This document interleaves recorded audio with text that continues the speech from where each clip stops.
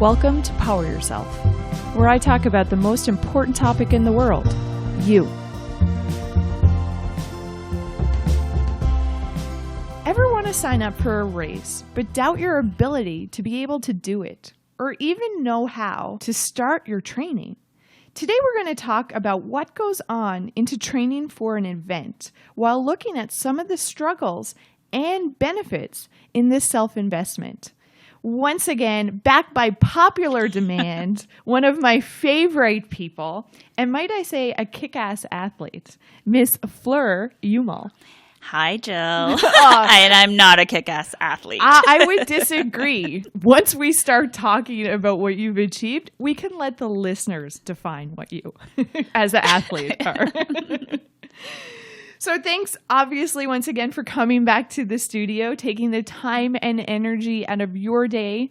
I hope you know how appreciated it is and how beneficial I think it is to our listeners to pick your brain for an hour or 20 minutes, whatever we do.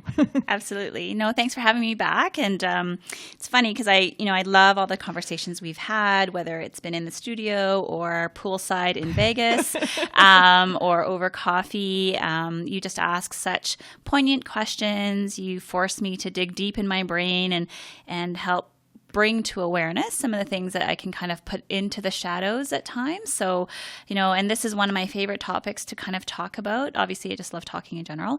But this is one of my favorite ones to talk about because I really come from a place of, if you want to do something, do it. If it's something at work, something in your personal life, just, you got to get out there and try. I love it. It sounds so simple. And guys, don't forget, we get it. We're showing up and trying too, so we know how hard it is. Mm-hmm. But Fleur, I feel it is as basic as, no, you got to show up and try. Absolutely. So let's talk about this. What got you into actually training?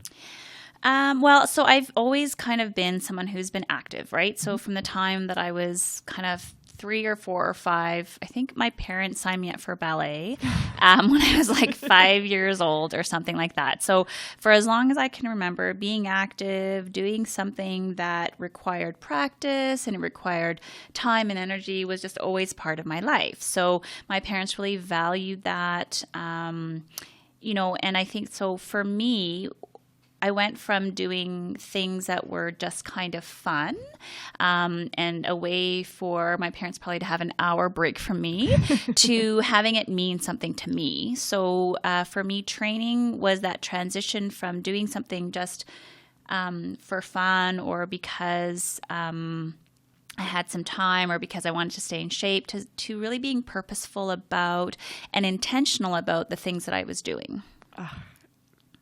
Love it. So let's tell the listeners what some of the events are that you've achieved.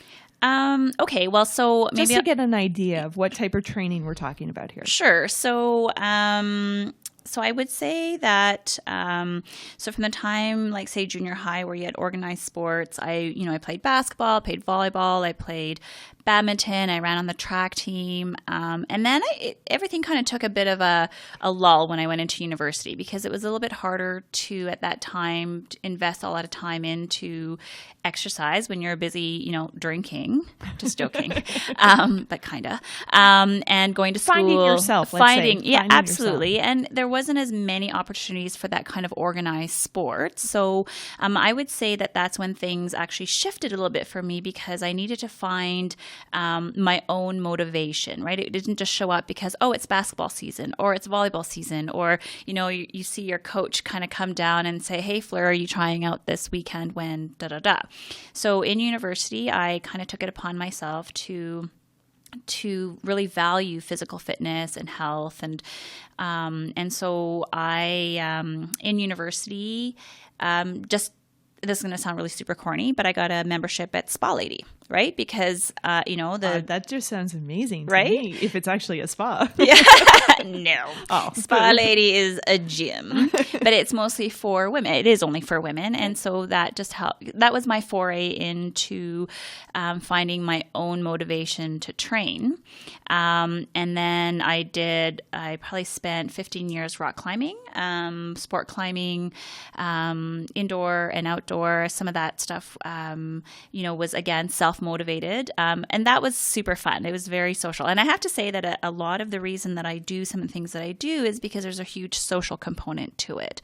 And then, so I think the training that you're kind of talking about is more kind of some of the endurance stuff that I've done probably in the last, gosh, do I want to say 8 years? So in the last 8 years where I kind of took running and biking and swimming to a kind of a different level. So yes, I would say it's a different level. Yeah.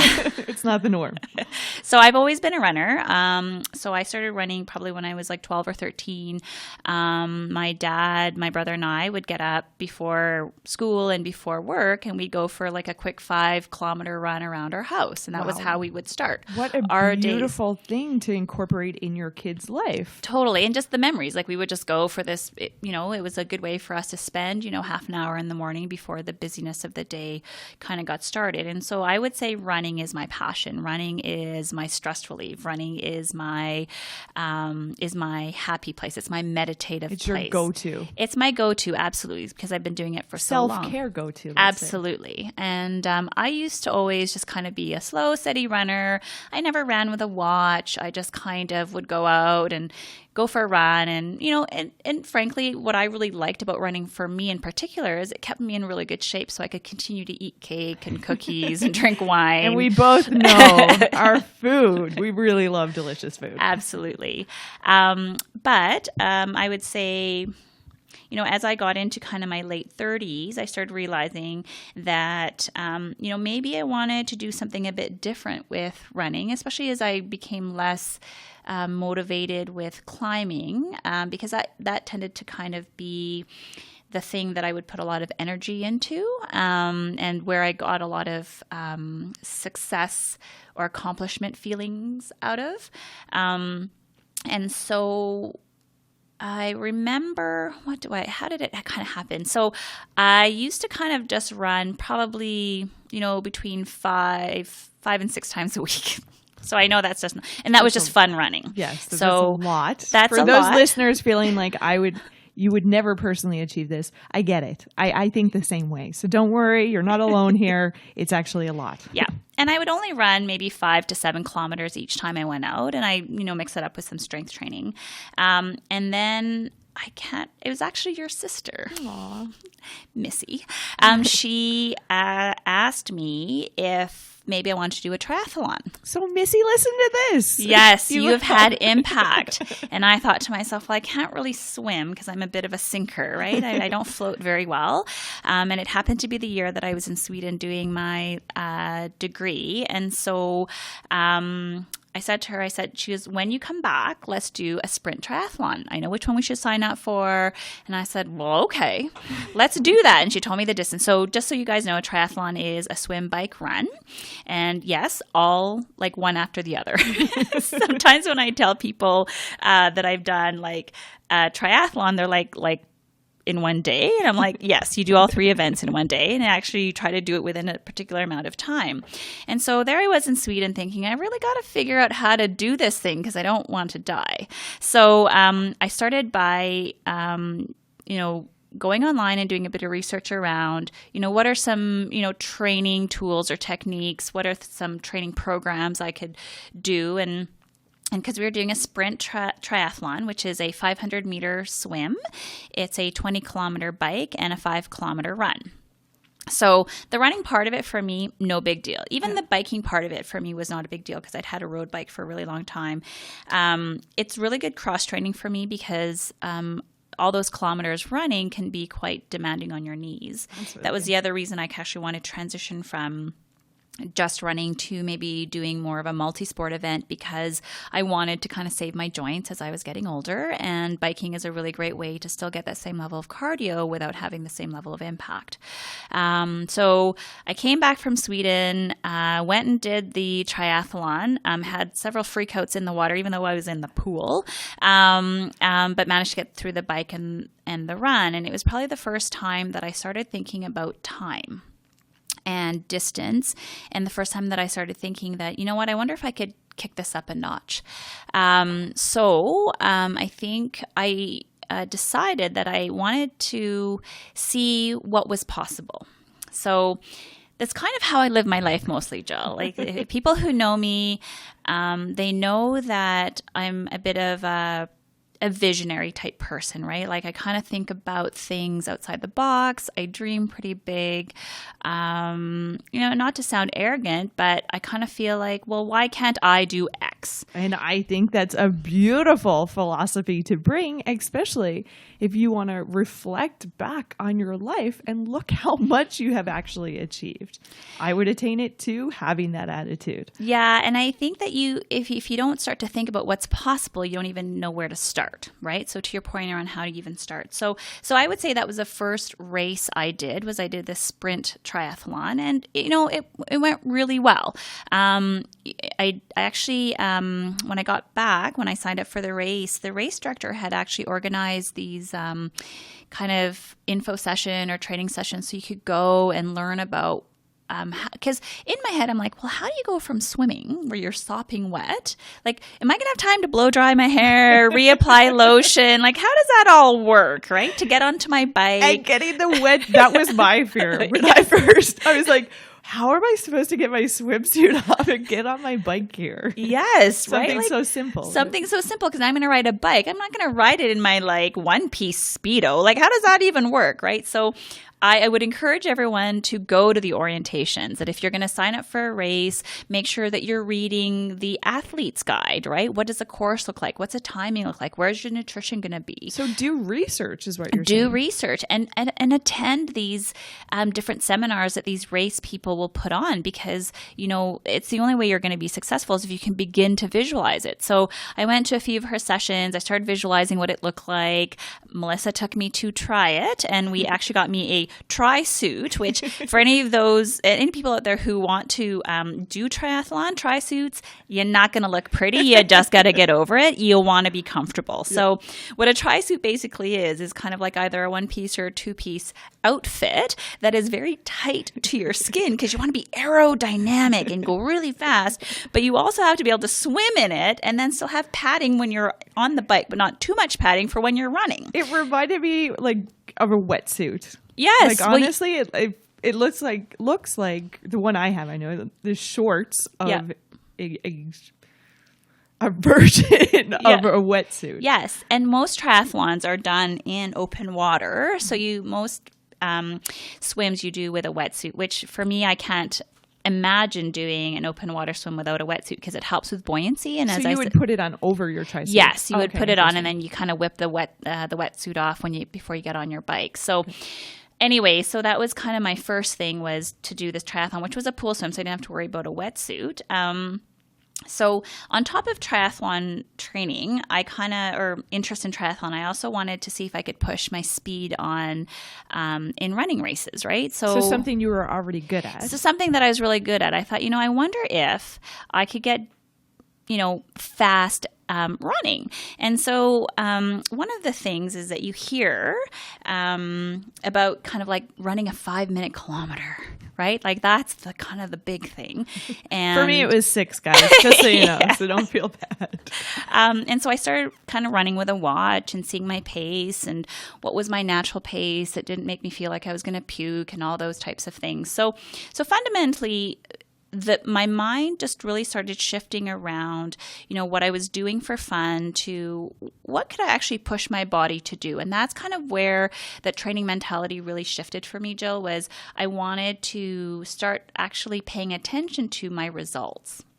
And so the minute you want to start paying attention to your results, you have to start actually putting some work ahead of time, right? And so that's where the research came in. I started reading lots of books. And so So it started with the kind of vision or reflection of what can this body of mine actually complete? Absolutely. And for you, you just took it to this whole other level and gear, we'll say. But the way you started to do this was starting to like research and really reach out to people who have done it before and get their knowledge. Yeah, absolutely. And it really is this. I'm just always just so curious, like, what is the human body, mind, emotion capable of? And, how does that work in my world? So to date, just so we know what I have done, because I think Jill thinks I've done lots of things. I think this is a very impressive list.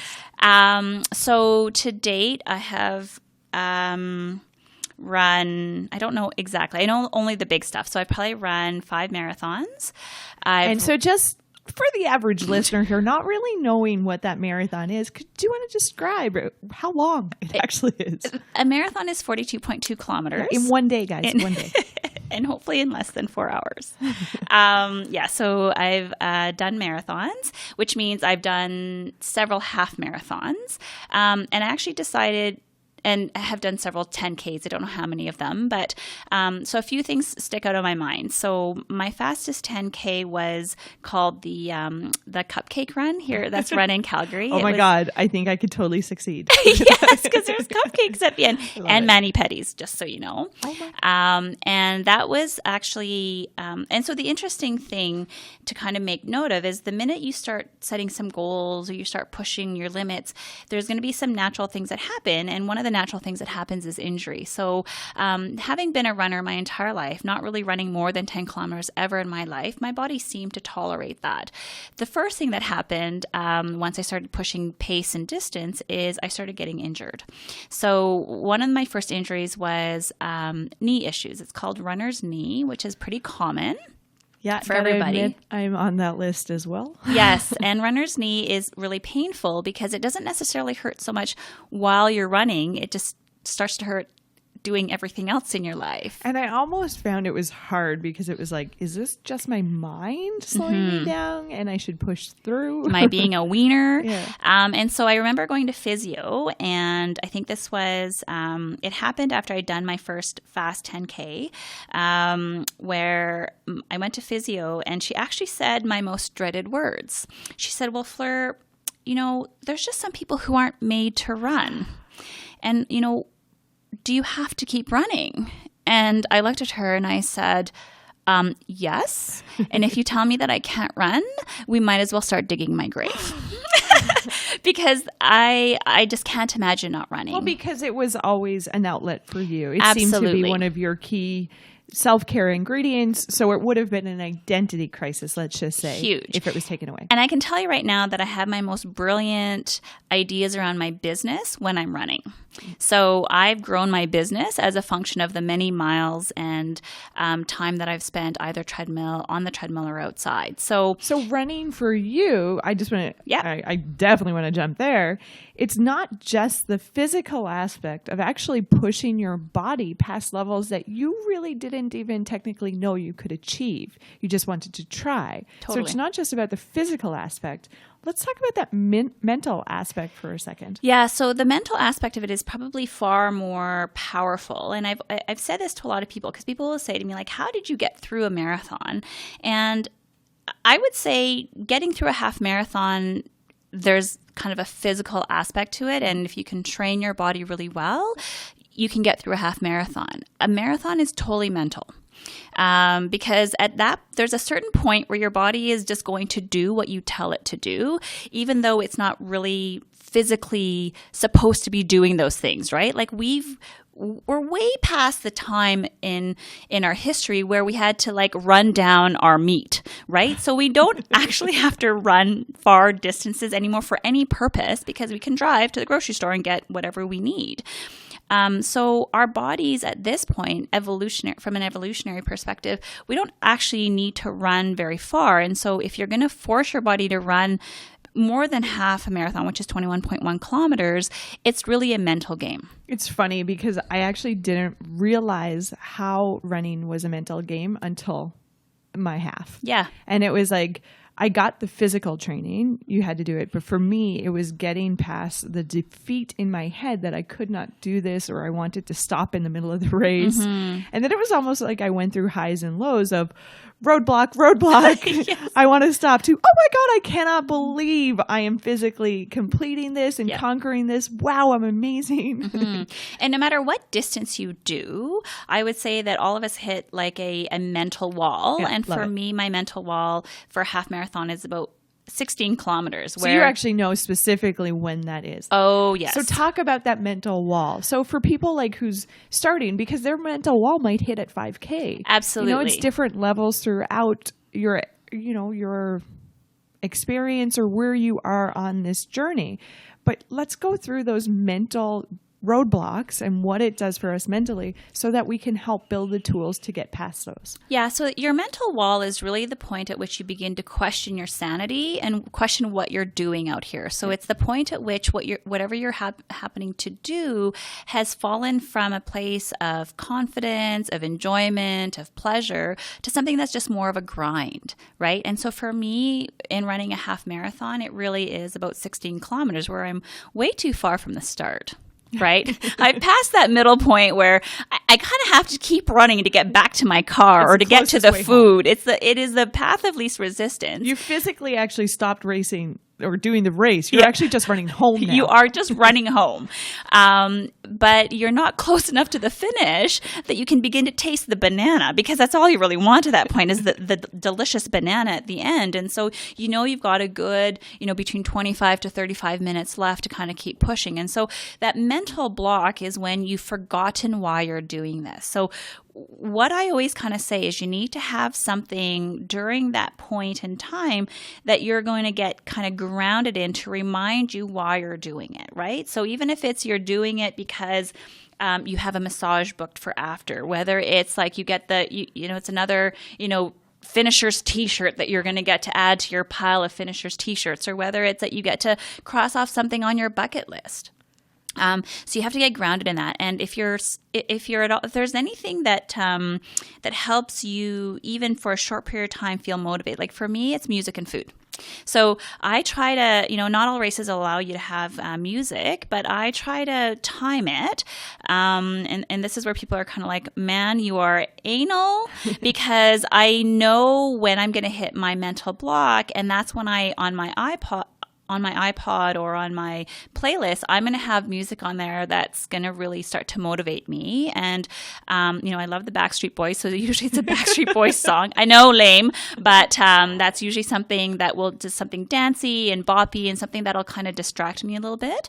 And that's usually when I save my favorite gel. I know, lame again, but my favorite gel or my fruit snack, or where I'm going to just give myself like the last boost of kind of emotional comfort to help push me past that wall, right? So you've done the work of what you need on those mental roadblocks, let's call them, what you need to have to be able to push past. So first of all, you've invested in yourself to know what you need. Absolutely. It's music and it's those boosts of, let's say, protein, because I'm not going to call that food. So let's just... It's sugar, Jill, at that point. You're just looking for sugar. Open a can of pop, man. Come on. Or a Snickers bar. Actually, Snickers bar, yes. I've heard of that. Yes. Old friend of mine, he used to have Snickers bars and Oreo cookies. Yes. I was like, I would totally get a cramp with that. I know. But anyways, I'm totally derailing here. So just talking about knowing yourself enough to know what you need at that moment. Yes. So and normalizing the wall. Like not getting to the wall and being kind of like, oh my God, I'm failing. I'm not going to finish. It's like recognizing that every person gets to a wall where that's beautiful right there. Listen up, guys. You're not alone. Fleur, who's after accomplishing many, many events, is telling you right now that's actually a normal thing. So doing that investment in yourself and knowing how to push past is important because we all hit that mental wall. Yeah, it's part of the process. Every athlete will hit some kind of mental wall and for some people it's a blip, and for some people it's an actual wall, like it's a speed bump, right? For some people, and they just kind of get past it, and you just you just keep going. But for some people, it's an actual wall, mental wall, where you're just kind of really questioning what you're doing out there, and you've stopped enjoying it. So knowing it's going to happen, preparing for when it happens, knowing what you need to get past it, and then putting one foot in front of the other. So for me, when I first started thinking about distance, my first thought was, I really want to run a half marathon. And I kind of honestly thought, because my physiotherapist said to me, I'm not really made for running, I never thought I'd be able to do a marathon ever. So I made it my goal to do a half marathon, and that was going to be enough for me. But you know me, nothing is ever enough. As soon as you hit one goal, it's on to the next goal.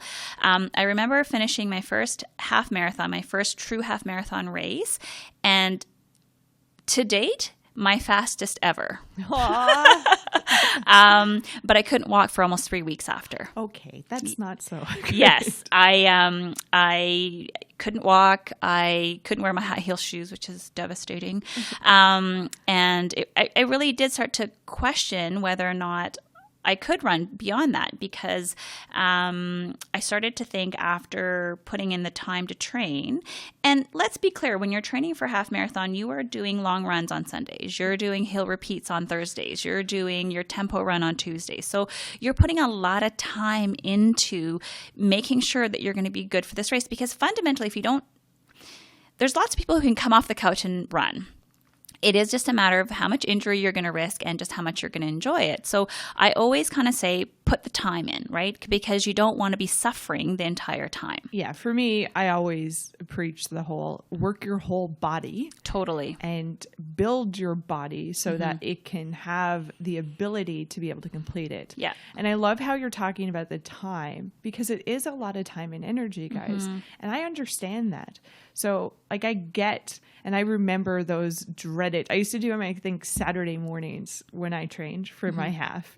Saturday mornings was always my long run day. And it got to a point where I was like, I'm doing like 2 hours. I'm taking 2 hours of my life and I'm dedicating it to this one thing. So I started to get a little almost resentful in a way. Absolutely.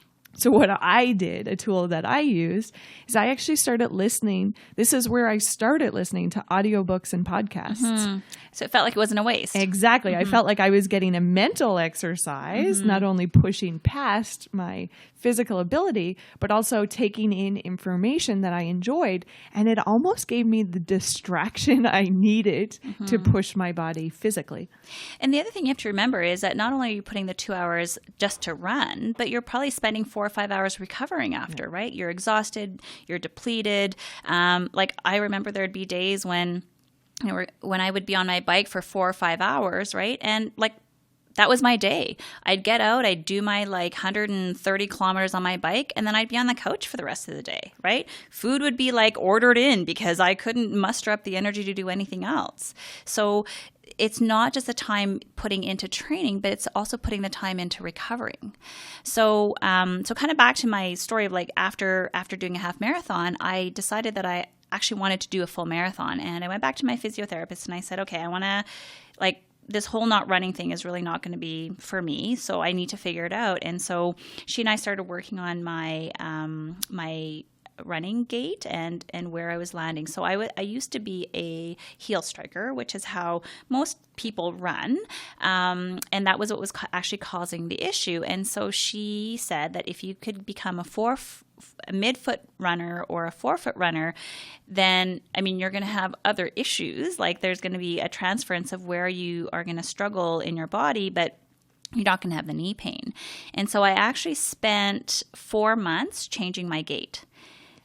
Training myself to run differently so that I could manage this roadblock that I was having physically that was causing me so much injury. So what I'm hearing from you, though, as you're talking about this, is that you seeked out advice. Totally. Okay, so you didn't just do it all solo, Fleur. No. You actually reached out to some professionals. So being the physio person who stepped in and helped you look at your structure while you're running. Yeah. Guys, that's an option. If this is something you enjoy or something you want to try, there's many tools out there that you can actually pick up to help you succeed. And the best thing is really saying to yourself, you know what, like this is just a roadblock, right? So how to get around this roadblock?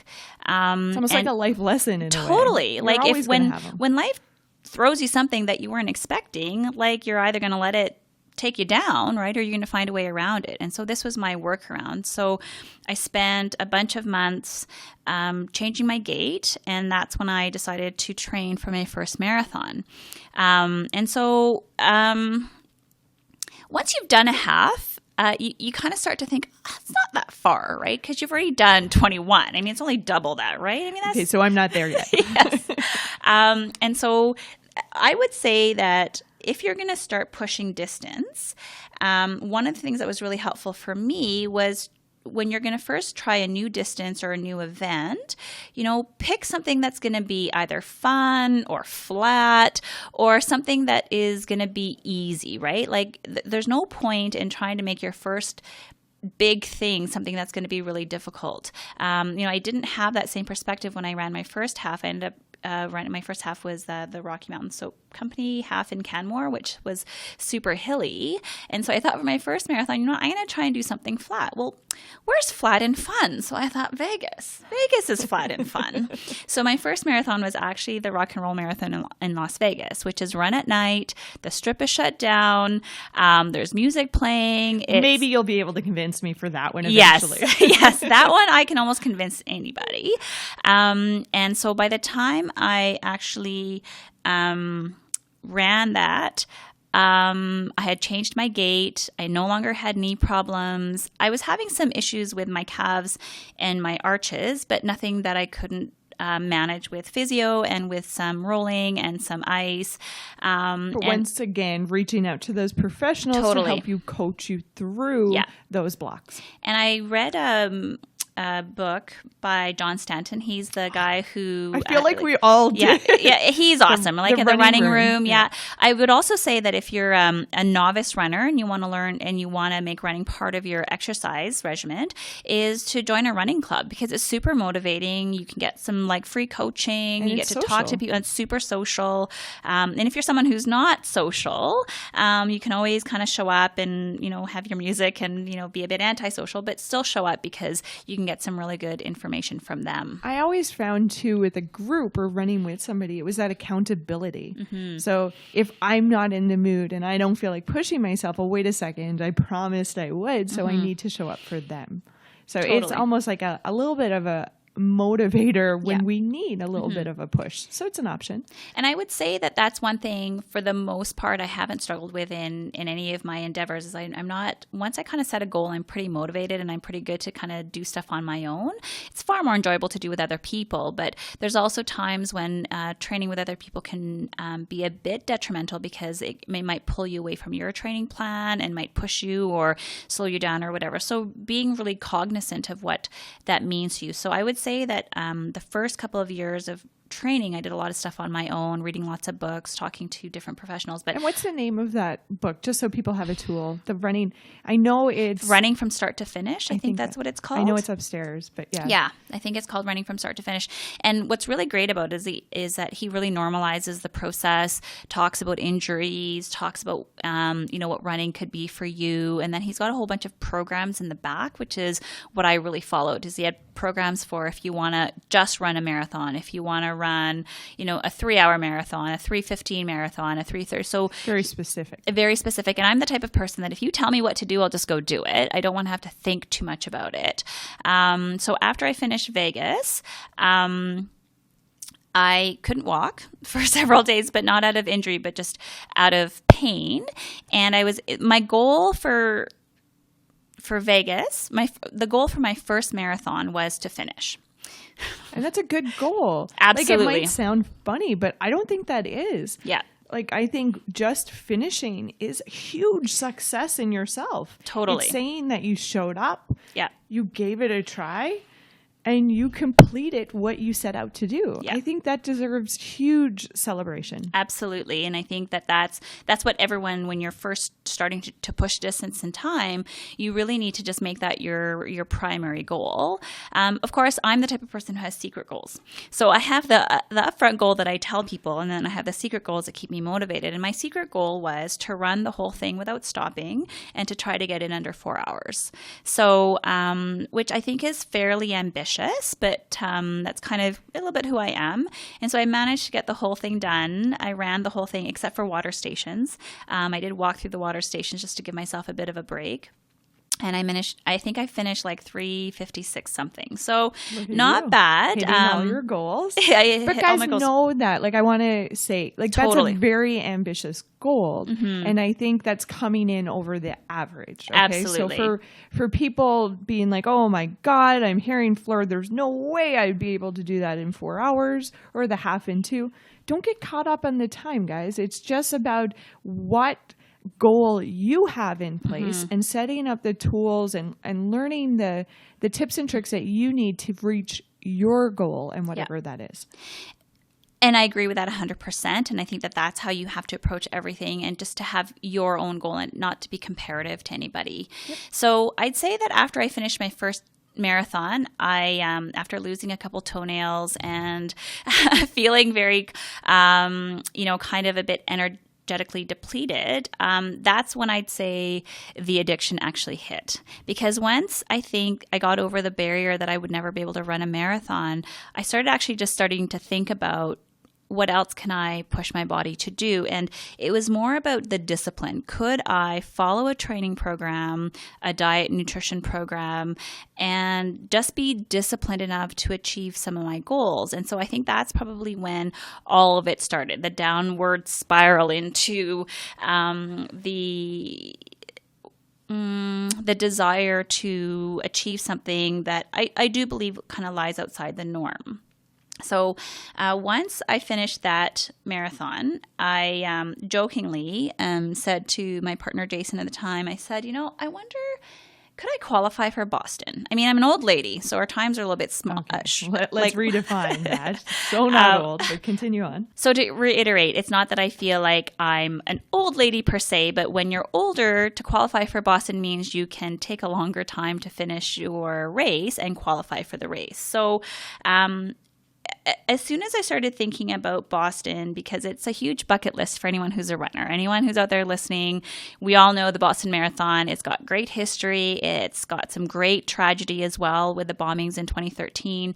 But it is something that if you're a runner, it's kind of a bit of that bucket list thing. And so I kind of jokingly threw it out there. And Jason, being who he is, became very logical and linear and said, well, you probably can do it. You just have to work really hard. And I thought, well, I can do that. I can work really hard.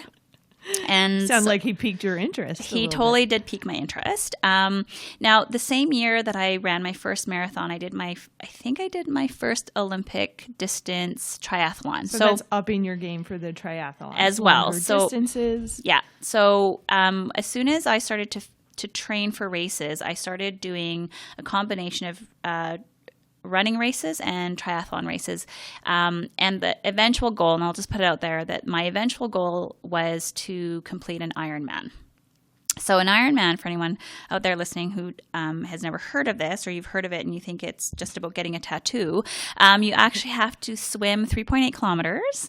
You have to ride your bike for 180 kilometers, and then you actually have to complete a full marathon. Which I think is mind-blowing. Yes, super mind-blowing. And yes, that's all done in one day. Yeah. And in some races actually have like a 17, hour cutoff. So you have to get that all done in 17 hours. Now, I know some of you are thinking, what do you mean 17 hours? Yes, that would be 17 hours of physical activity. Consistent. And really pushing your limits. So for me, it really became a bit of a monster. And but it was something that I wanted to see, could I be disciplined enough to train, to sacrifice certain things, to make it a priority, to accomplish running an Ironman. And so with running an Ironman, you do lots of training with swimming and biking and running. And so I ended up, in the course of trying to get to an Ironman, running lots of different races, and completing lots of different events. And I am proud to say I have yet to accomplish an Ironman. I love it. I love it. It's still out there. It's still on my bucket list. But you've made some huge dents. I have. You've done multiple. I've done. Let's give yourself credit. Yes. Where it's due. Yes. So, like I said, I've done, I think, 4 or 5 maybe marathons, including Boston. I did manage to qualify for Boston in 2014. So that would have been my second marathon. It was a Scotiabank Marathon in Calgary. So it was my home turf, which and made a bunch of triathlons, yes, too. Like, that's a huge accomplishment. Yeah, huge accomplishment, I think.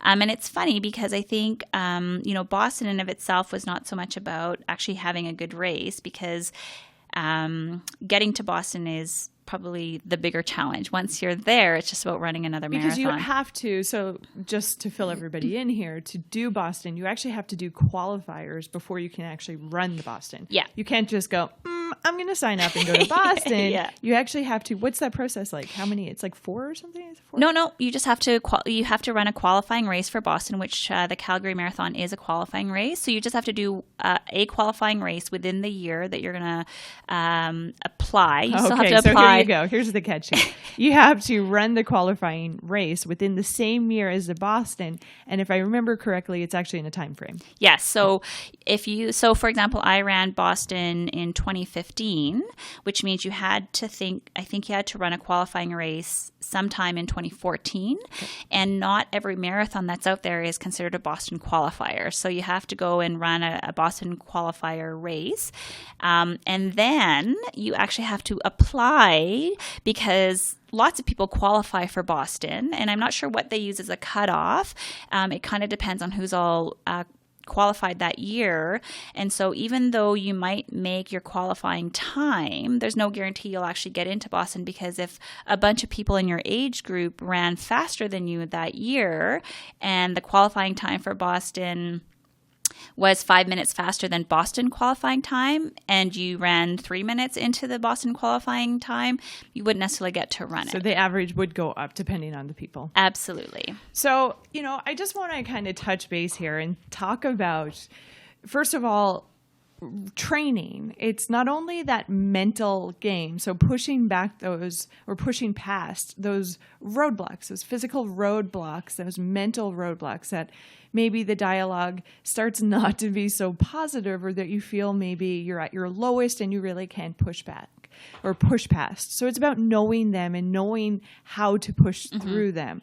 So one thing I actually want to go back on regarding the mental game, because it's all about that. I feel training itself and doing races, I feel it's training and physical. Absolutely. I would say probably about 40%, and I would say 60% mental. So that's my ratio, because I feel it's the getting up, showing up continuously and mentally pushing yourself to that next level. So you mentioned something that was similar for me as well, and I kind of want to just talk about it. And that's the swimming aspect. Oh. You mentioned the fear. Yes. And for me, for my first, or for the triathlon that I've completed so far, that was the scariest part for me. It was open water, so I was in the lake, sweating bullets. Luckily, I don't know if it's not luckily, but I wasn't in the suit, the wetsuit. I was just in my tri-suit. But the open water swim, that was the huge fear for me. So it was funny. For me, pushing past that fear, the rest of the race, I was like the cheesy little girl with the huge kid Chester smile, or was it Chester cat or whatever? Yeah. The smile right across. People were like, is she actually running the race? Because she's smiling too much. She's having too much fun. Exactly. Right. So for me, it was pushing past that fear. And you mentioned having a similar fear in regards to swimming. Yes. Can you talk a little bit about pushing past that fear? Sure. So I have some irrational fears. So I am deathly afraid of drowning. Okay, first of all, let's put it out on the table, guys. Let's be vulnerable. Let's show up and say we all have irrational fears going around in our head. Yeah. Okay, so no one's alone here. We're all showing up and we're saying, "Hey, I got a fear." Yeah. So Fleur, what's your fear? So I had two major fears in my life. One of them is heights. So that's why I took up rock climbing, is to challenge that fear. And my other fear is drowning. So I did some whitewater kayaking in my career as well. And that really challenged that, and swimming. And I'm not a good swimmer. Like I said, I'm a sinker. So I don't traditionally float all that well, which is really quite detrimental to swimming. And so I have to work really hard at swimming. And mostly for me, it's really working past the fact that I don't think I'm a good swimmer. So that's the mental game for me. So the dialogue that's actually happening in your head is the block. Okay. So I have two things that go on in my head, or maybe three. There's two things. The first thing that I say over and over again is, you're a crappy swimmer. You suck at swimming.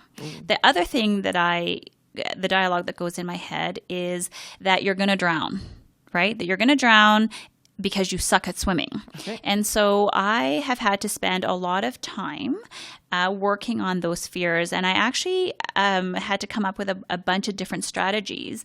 But to this day, I think there's only been 2 open water swims in my entire time where I didn't have a panic attack in the water and actually just have to spend some time treading water out there. And that is the scariest thing, because you can't see the bottom, right? Again, you're too far from the beginning to kind of make your way back. And then you've got this pride thing, because for me, if you don't finish the swim, you don't get to do the fun stuff, yeah, right? Exactly. Because I'm the same as you, Joe. As soon as I come out of the water, as soon as my feet hit ground again, I know I'm good, because I can bike and I can run. My body got this. Yes. The hard part for me is over. I always say to people that as soon as I'm out of the water, my race is done, because I know that I can bike and I know that I can run. So the swim is really the real challenge for me. And a lot of it, honestly, is because I keep telling myself I'm a terrible swimmer. So I love it. So let's stop there. Let's stay there, I should say. So it's that dialogue. Absolutely. First of all, it's being self-aware that dialogue is actually happening for you. And secondly, it's about reconditioning. It's about rephrasing those words that are continuously recycling in your head. Mm-hmm. How did you do that? So the first thing I've done when I had a couple of really terrible swims is I decided to join a swim club. And that's where I met some of my amazing triathlon friends now, is I joined the swim club. And, and the swim club has this volunteer coach, and he's amazing because he knows that perfect balance of kicking your butt and also being compassionate when you're struggling. And so that was the first thing I did, is I needed to reframe for me my swimming capacity. So I needed to go and train. I needed to get the help of someone to teach me how to have proper stroke form, how to have proper breathing form. I needed someone who was going to put together a program for me to increase my endurance, to increase my speed, to increase my stamina. And so with that, I started to get a little bit more confident that I'm actually an effective swimmer. Now, there's a statistic out there that only 30% of the population can swim 1 kilometer.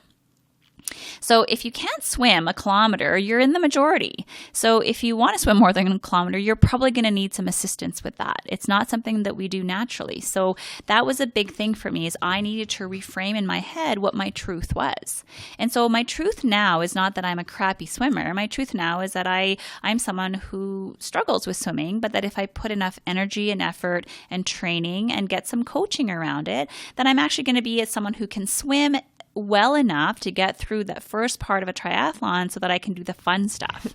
Okay, so I love it. So first of all, you were self-aware enough to know that dialogue is happening inside your head and how detrimental it was to you swimming the portion of the race. Absolutely. Then you actually, by seeking out that swimming group, I see it as so many different layers of support. Mm-hmm. First of all, emotional support, so people actually cheering you on, mm-hmm. and a group to be accountable. Mm-hmm. You also seeked out advice. Mm-hmm. Okay, so somebody specialized in the area to know those tips and tricks to help you, like you said, build your skill. Mm-hmm. Okay, so that allows you then to be able to physically look at swimming as, oh, I can do steps to physically get better. Okay, here are the tools I need to complete. And there was a lot of validation because you realize that you're not the only one out there struggling, right? Like, because when you're in a race and you're out there hanging onto a paddleboard or treading water or like desperately trying to figure out how to hang on to those circular buoys, like that you are slippery, you begin to realize, there's other people out here struggling as well. And so how do you just kind of feel less alone and less like you're just out there on your own? So all about having that conversation. Totally. Being able to say, how is this okay? Is it okay that I'm, struggling with this? And is it okay that I'm, that the swim isn't going to be what I'm going to excel at, but I just kind of have to get through it with as little drama and trauma as possible. So being self-aware and reaching out. I love it. Totally. Absolutely. Get extra tools in the tool belt of yours to be able to push past that fear. Totally. Now, you also mentioned panic attacks. Yes. In the water. Yes. Could you tell our listeners how you pushed past in the moment those panic attacks to be able to survive that portion of your race? Well, this is where being a therapist is a little bit helpful because I deal with people who have panic attacks and anxiety all the time. And so there's certain techniques that I implement. The first one is to say to yourself, Fleur, you're having a panic attack. This is what is happening. Well, you are not dying, right? You're not having a heart attack. You're not going to drown. You're simply having a panic attack because you have become completely invested in this catastrophic thought of drowning. So the first piece is just acknowledging what it is. So I love it. So acknowledge if you're having a panic attack, acknowledge what's actually happening there. So don't try to, push it down, push it away. Yeah. Bring it up. Yeah. Deal with it. Recognize that it is something that's happening. Yeah. So depending on how severe my panic attack is, I can either just start to tread water and I simply start counting. I just start counting. So what's counting doing for you though? It's just distracting my brain from those catastrophic thoughts, and it's giving me something a bit more rhythmic to kind of slow my breathing down with. So if my panic attack is so severe that I'm actually having issues with breathing, then I kind of tread water and start counting. If my panic attack is more just like I'm able to kind of keep breathing, I actually just start counting my strokes. So I count strokes to about 100 and then I start over again. So each stroke that goes in is counted. And actually, there was this one race that I actually counted. It's probably the race where I actually just start counting right away, and it really was helpful. I didn't end up having a panic attack, so much so that about 5 kilometers into the bike, I realized I was still counting, but this time I was just counting my pedal strokes. I was just like, you can stop counting now. But in a way, like I see that as you're starting to take back control of your mind. Absolutely. You're trying to keep it clean. You're trying to keep it neutral, and you're not going on that self-destructive kind of record that can potentially play in all of our heads. Yeah. So you're taking back control. Yeah. And I basically say to myself, okay, Fleur, you can swim 100 strokes. You can swim 100 strokes. So swim 100 strokes, pop back up, tread water some more, hang on to a paddleboard if you need to. And so it's really just about giving yourself like something that you're going to do when the panic happens, not if it happens, when it happens, that you're going to say to yourself, this is what you're going to do. So some people say lay on your back. I tried that. I get a little bit dizzy. Some people say just go to a breaststroke, where breaststroke tends to kind of normalize your breathing.